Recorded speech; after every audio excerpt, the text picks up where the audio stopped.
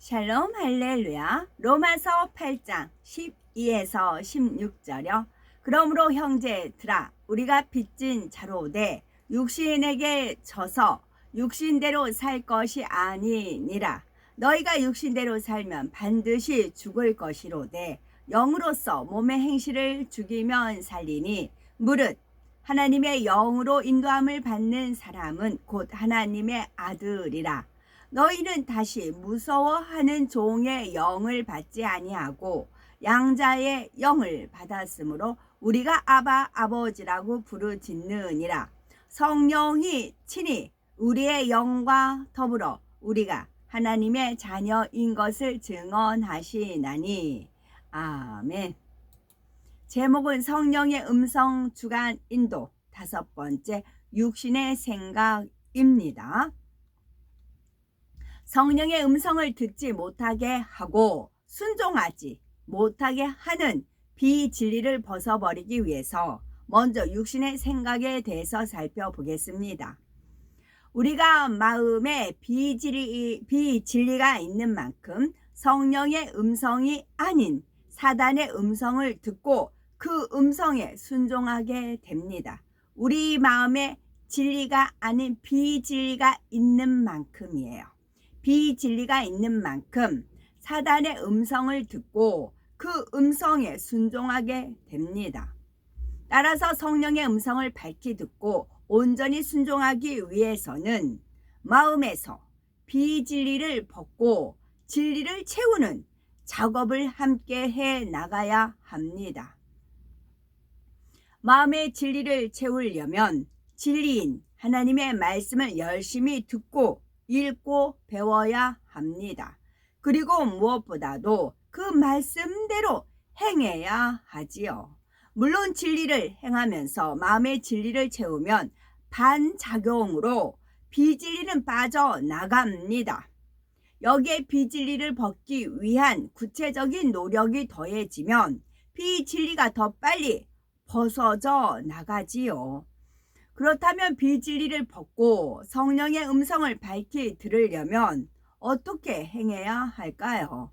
먼저는 육신의 생각을 깨트려야 합니다. 로마서 8장 13절에 너희가 육신대로 살면 반드시 죽을 것이로되 영으로서 몸의 행실을 죽이면 살리니 말씀합니다. 여기서 육신은 단순히 신체가 아니라 몸과 결합된 죄성을 말합니다. 미움, 거짓, 간음, 탐욕 등 죄를 짓게 만드는 속성들을 말하지요. 따라서 육신대로 산다는 것은 몸과 결합한 죄성을 따라 사는 것입니다. 미워하고 단단하고 정죄하고 다투고 탐욕을 채우기 위해 사는 사람은 육신대로 사는 사람이지요. 그러면 몸의 행실은 무엇일까요? 여기서 몸은 아담이 죄를 범한 후에 영의 지식에 빠져나가 버린 몸을 말합니다. 영의 지식 대신에 비진리가 결합한 몸을 가리키지요. 이런 몸에서 나오는 거룩하지 않고 온전하지 않은 행실이 다 몸의 행실입니다.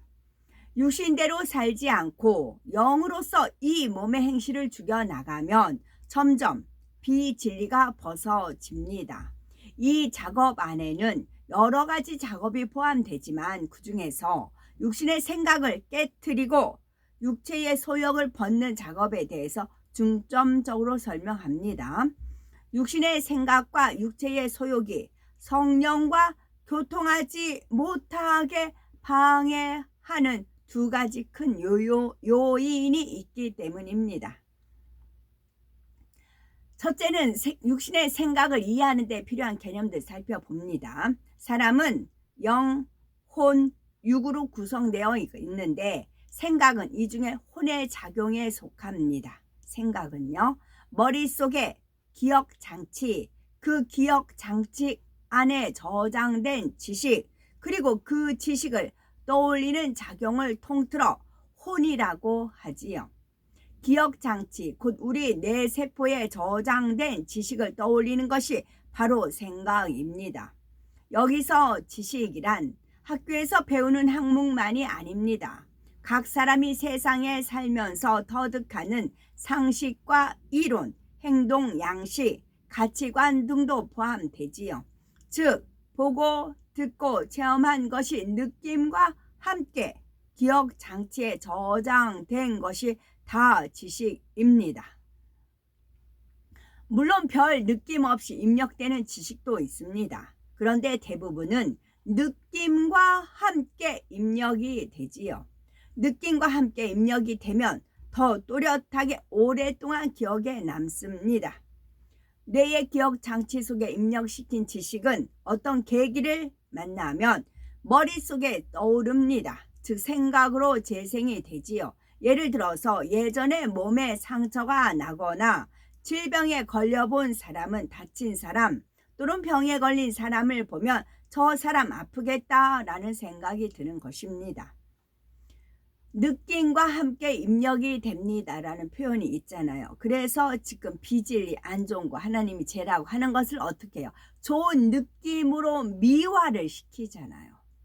미화를 시켜서 좋은 느낌을 받아들이게끔 입력을 시키는 거잖아요. 우리는 하나님 말씀에 토대가 되어 있어서 분별을 하지만 이제 막 성장하는 아이는 그런 문화 속에서 살아요. 그러니까 죄의식 같은 건 당연히 없어요. 그냥 좋은 느낌. 너는 그렇게 되어 있나 보다. 뭐 그렇게 되어 있는 거죠.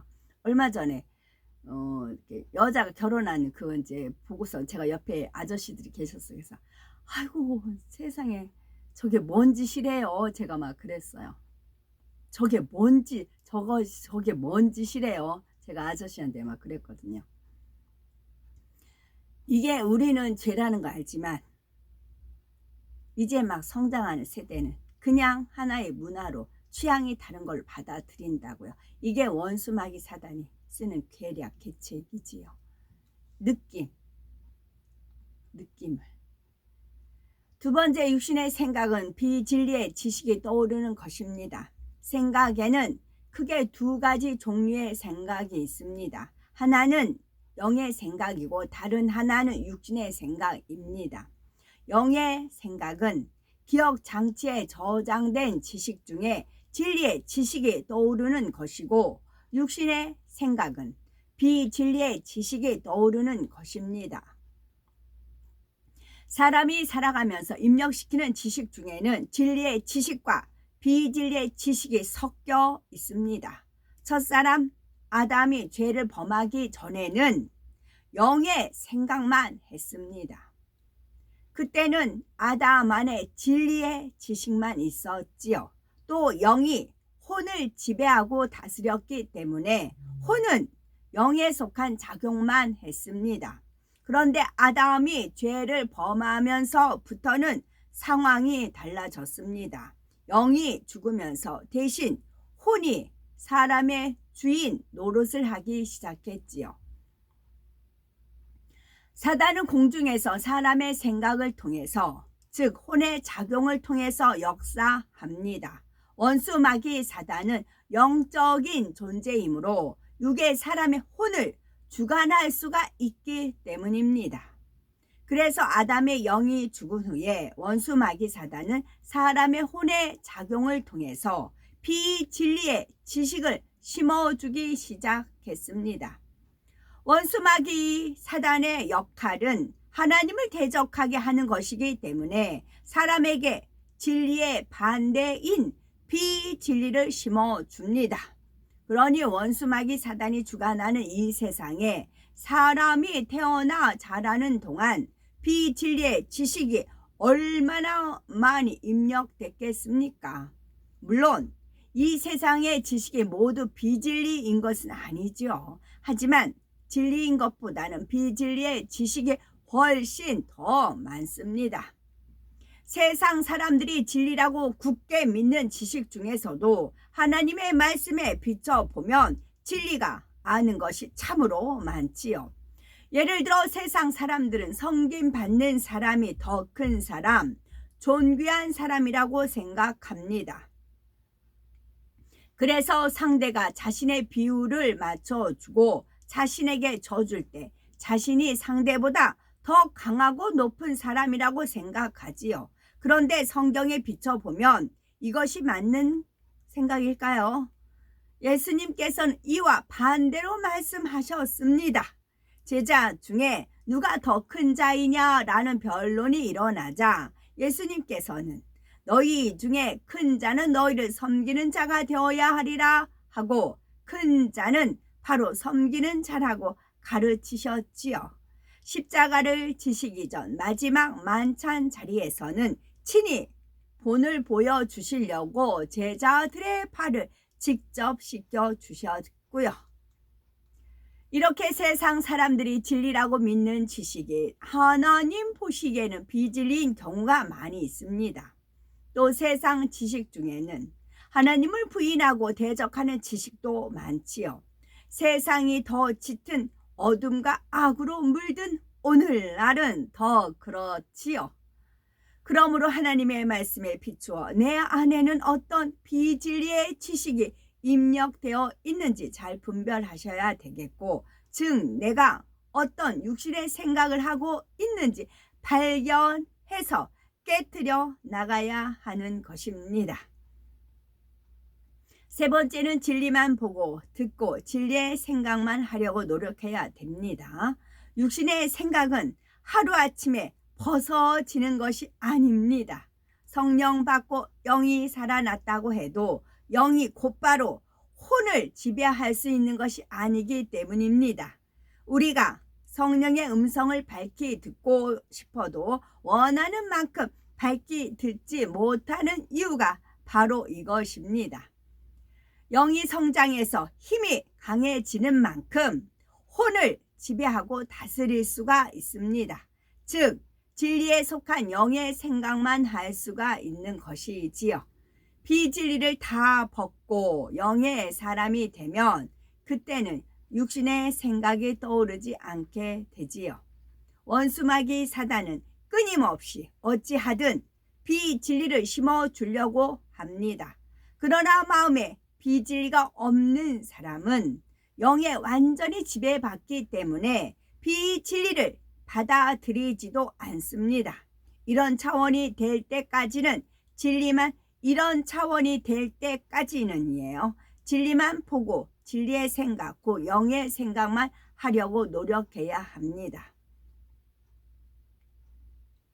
이런 차원이 될 때까지는 저도 3년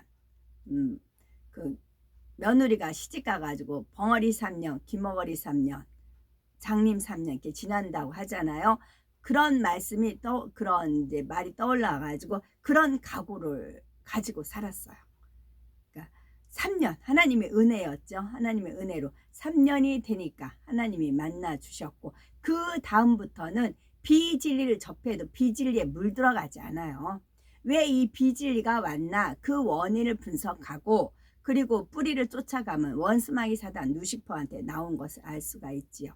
제가 탐심에 대해서 언제 말씀을 드릴게요. 아직 머릿속만 이제 이렇게 마음에 어필은 됐는데 하나님께서 영감을 주셨는데 그것을 어휘로 말로 표현을 하려고 하니까 아직 이제 제가 숙지가 온전히 되지는 않았어요. 근데 삼각관계를 이해하시면 돼요. 보통 이렇게 학생들 보면 삼각관계 뭐 드라마 같은 경우가 보통 삼각관계로 많이 이루어지잖아요. 거기서 탐심이 생겨요. 상대의 마음을 탐하는 거 있잖아요. 애가 B라는 남자분이 B라는 사람을 좋아해요. 그 남자분을 사모해요. 그럼 그 마음을 탐하는 거예요. 거기서부터 시작이 된 게 있어요. 하나님께서 허락을 하시면 그거를 그러니까 저는 답이 많이 풀리거든요. 답이 많이 풀리는데 예를 들어서 세상에는 남이 나를 한 대 때리면 나는 2대 때려줘야 한다고 생각하는 사람들이 많이 있습니다. 그것이 자신을 보호하는 길이고 정당한 일이라고 입력했기 때문이지요. 그래서 누가 자신에게 해를 끼치면 밉다, 어떻게 혼내줄까 이런 생각이 떠오릅니다. 주님의 은혜로 모든 죄를 용서받고 구원받은 우리는 이런 상황에서 어떻게 생각하시겠습니까? 악한 사람을 대적하지 말고 오른편 뺨을 치면 왼편도 돌려대라고 하셨지 하고 어찌하든 이해하고 용서하려 할 것입니다. 이와 관련된 이야기가 있습니다. 우리는 이 상황에서 어떻게 행했을지 내 자신을 대입해 보시기 바랍니다. 이 이야기는 세상의 어떤 학부모가 자신의 아이에 대해서 쓴 짧은 수기랍니다. 어느 날 아들이 유치원에서 얼굴에 상처가 난 채로 집에 왔습니다. 선생님에게 물으니까 한 아이가 핥히었다고 했지요. 전에도 유치원에서 코피가 터진 적이 있어서 신경이 쓰였습니다. 그래서 아들에게 맞지 말고 같이 싸우라고 일렀습니다. 그러자 아들이 말했습니다. 어떻게 말했을까요? 동생은 동생이라서, 여자는 여자라서, 친구는 친하게 지내야 하니까 못 싸워요 라고 얘기했답니다. 그 엄마가 속상한 표정으로 방을 나서자 훌쩍이며 따라온 아들이 하는 말, 엄마 걱정하지 마세요. 앞으로는 잘 피할게요. 우리는 이 아들의 이야기를 들을 때 어떤 생각이 드셨습니까? 예수님께서는 공생애 동안에 끊임없이 전국 복음을 전하셨고 자신이 하나님의 아들이심을 알려주셨습니다. 그런데 이스라엘의 지도자들은 대부분이 예수님의 말씀이 자신의 지식과 맞지 않으므로 예수님을 메시아로 믿지 않았습니다. 예수님의 모습은 자신이 알고 있는 또는 자신이 그려온 메시아의 모습과 달랐기 때문입니다. 근본적으로는 마음의 시기, 질투, 근본적으로는 마음의 시기, 다 해당이 되네요. 마음에는 시기, 질투, 권세, 명예에 대한 탐욕 등 비진리가 있기 때문에 예수님을 인정하고 싶지 않았던 것입니다. 이처럼 육신의 생각에 막혀서 예수님의 말씀을 이해하지 못하고 예수님을 구세주로 믿지도 못하는 유대인들을 향해 예수님께서는 다음과 같이 말씀하십니다. 요한복음 8장 44절에 너희는 너희 아비 마귀에게서 났으니 너희 아비의 욕심을 너희도 행하고자 하느니라. 저는 처음부터 살인한 자요 진리가 그 속에 없으므로 진리에 서지 못하고 거짓을 말할 때마다 제 것으로 말하나니 이는 저가 거짓말쟁이요 거짓의 아비가 되었음이니라 하셨지요. 원수마귀 사단은 바로 이런 존재입니다. 온갖 거짓말로 사람들을 속입니다. 천국과 지옥이 없다고 하고 하나님이 안 계신다고 속여서 많은 사람을 사망의 길로 인도하지요.